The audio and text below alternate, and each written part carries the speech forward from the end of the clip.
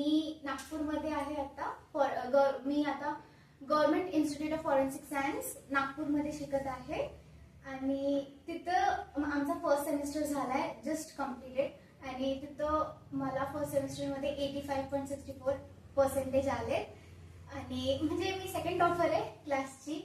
तर म्हणजे मला असं चांगलं वाटतं सांगायला की मी एफर्ट्स घेतले आणि ते मला भेटलं. असं म्हणजे मला एक्सपेक्टेड नव्हते खरं तर इतके भेटतील. आय वॉज लाईक भेटतील 75-80च्या रेंजमध्ये. आणि म्हणजे सिनियर्स पण मला येऊन बोलले की खूप चांगली गोष्ट आहे ही, दीदी वगैरे तिथले जे हेल्प करतात की खूप चांगली गोष्ट आहे. फर्स्ट सेमिस्टरमध्ये कुणालाच आम्हाला सुद्धा एवढे नव्हते. तर मग एक आहे. आणि दुसरी गोष्ट जर मी बोलू तर तिथं मी जेव्हा हे करत होते ना तेव्हा मला असं कुठेतरी वाटत की ह्या सगळ्या गोष्टी मी शिकले आणि ही गोष्ट मी 11th आणि 12th मध्ये शिकून आले. आणि ते खूप इम्पॉर्टंट असतं. सर आपल्याला जे सांगत असतात, तुम्हाला असं वाटत असेल सर तुम्हाला असं कधी कधी म्हणतात की सर, पहिली गोष्ट सर कधी प्रेशर देत नाही. तुम्ही एन्जॉय करून अभ्यास करा. सगळ्यात महत्वाचं तुम्हाला ते म्हणतात ना, गट फिलिंग आली पाहिजे आपल्याला की नाही यार आपल्याला करिअरमध्ये काहीतरी करायचंय, आपल्याला कॉमन मॅन नाही बनायचंय.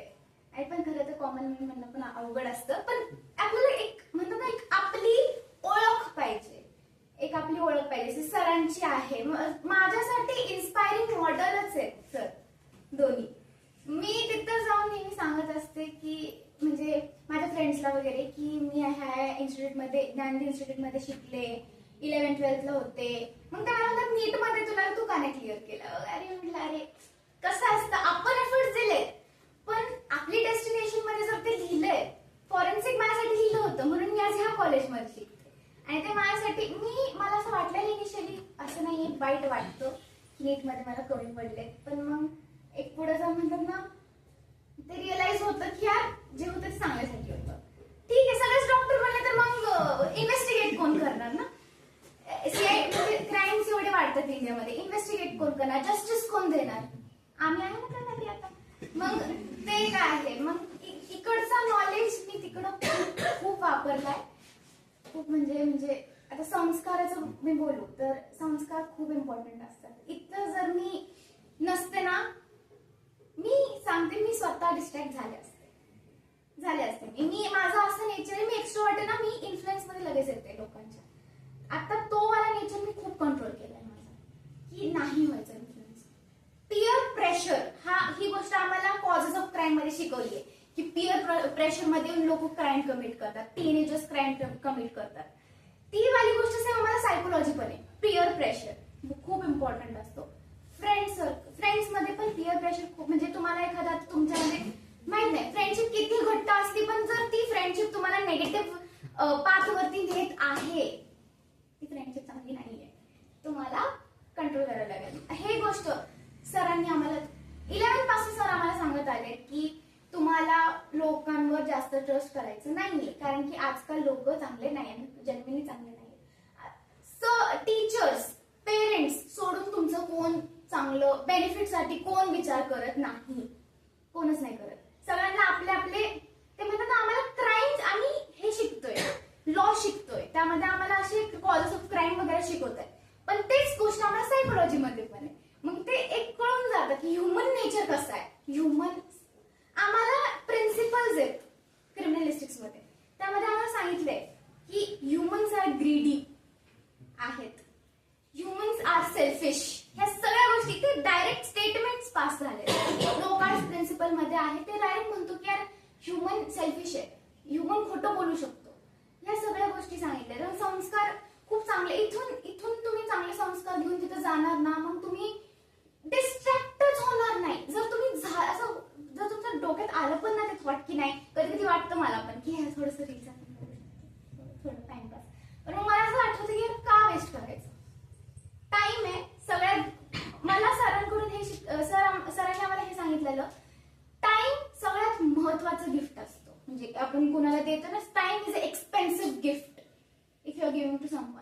आणि ते खूप इम्पॉर्टंट. सरांनी आमच्यासाठी तो दिलाय, टाइम दिलाय सरांनी. एक्स्ट्रा लेक्चर घेऊन केमिस्ट्री सर असो, फिजिक्स सर असो, दोघांनीही खूप एफर्ट्स घेतलेत आमच्यासाठी. आणि ते एफर्ट्स होतात. जसं की मी तुम्हाला एक्झाम्पल सांगते, फिजिक्स प्रॅक्टिकल करायला गेलो आम्ही, तिथे तुम्हाला कोण कॅप्शन काय असतो. तुम्हाला बेसिक्स माहित पाहिजे आणि ते बेसिक्स कुठून माहित असणार, सरांकडून. तर मग सरांचं नॉलेज तो खूप अप्लाय होतो. आणि तिकडे पण तुम्हाला ऑन द स्पॉट असं कधी उठवतात, हा एक्सप्लेन डायरेक्ट. ती स्टेज डेअरिंग आली पाहिजे. आणि सर आपल्याला स्टेज डेअरिंग ऑलरेडी डेव्हलप करत आहे, इथूनच डेव्हलप होतोय आपण. तिथं जाऊन तुम्हाला डायरेक्ट फक्त हे पाहिजे, हा जसं आपण तिथं समोर सगळ्यांसमोर बोलायचो तिथं बोलायचं. तिथं काही लँग्वेज बॅरियर तुम्हाला नसणार आहे की तुम्ही इंग्लिश मध्येच बोला. आपण ब्रिटिश आहे का, नाहीये ना. मग आपण हिंदी असो मराठी असो ज्यामध्ये कम्फर्टेबल आहे त्यामध्ये तिथं तुम्हाला कोण बोलणार नाही इंग्लिश मध्येच बोला बेटा. त्यांना ते पण स्वतः बोलणार म्हणून तुम्हाला इंग्लिश मध्येच बोला म्हणून. आणि ते खूप इम्पॉर्टंट आहे.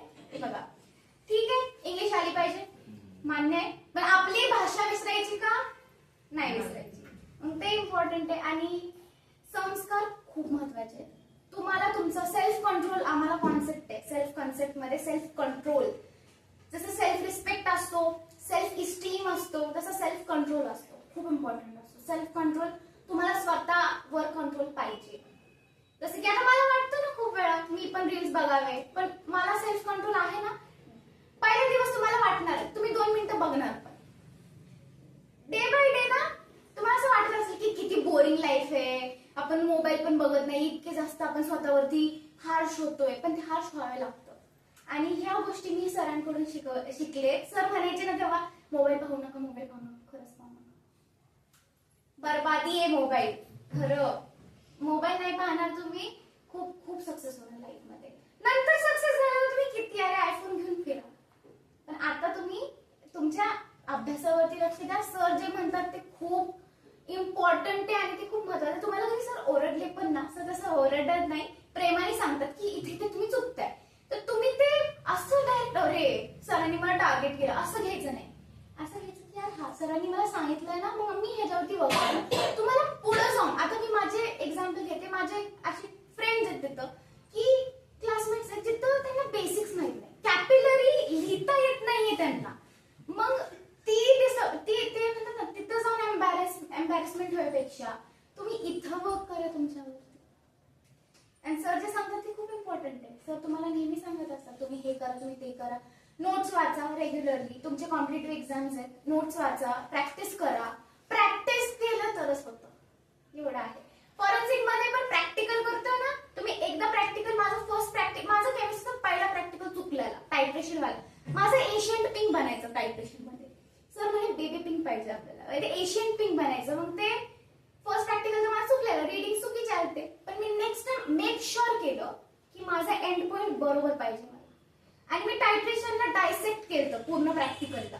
ते डायसेक्शन पण तुम्हाला सर सांगतात. तुम्हाला एखादी गोष्ट आहे ना, कॉन्सेप्ट आहे ना, तुम्हाला जेवढं बुक मध्ये दिलं तेवढंच नाही वाचायचंय, थोडंसं. आणि सर आपल्याला एक्स्ट्रा सांगत असतात म्हणून आपल्याला तुम्हाला तर एफर्ट्स करण्याची गरज, तुम्हाला सगळं भेटतंय, तुम्हाला फक्त अप्लाय करायचंय स्वतःवर, तुम्हाला फक्त ते शिकायचंय.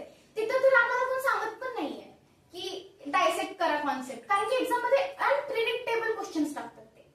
ते म्हणतात ठीक आहे बुक मध्ये एवढं एवढं कंटेंट होतं, पण आम्ही बाहेरचं पण टाकणार, तुमची जबाबदारी की तुम्ही त्याला डायसेक्ट केलं पाहिजे होतं. आता जसं की वायवा मध्ये मला टायट्रेशन मध्ये काही विचारलं त्यांनी, फिनॉल्फथॅलीन इंडिकेटर्स का यूज केलं, मिथाइल ऑरेंज का नाही केलं. मग ते असे क्वेश्चन्स डेव्हलप जेव्हा आम्ही केले, म्हणजे त्यांनी सांगितलं तुम्ही विचारा, मी विचारलं.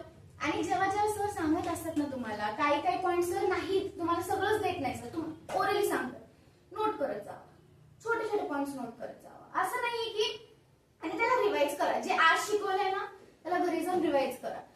तुम्हाला वाटत असेल की आज उद्या संडे, उद्या मी नाही काय करतात असं वाटतं, पण संडे खूप इम्पॉर्टंट असतो. उलट संडेला मला इतकं टाइम भेटतं, युटिलाइज द टाइम, जेवढं तुम्ही युटिलाइज करू शकता.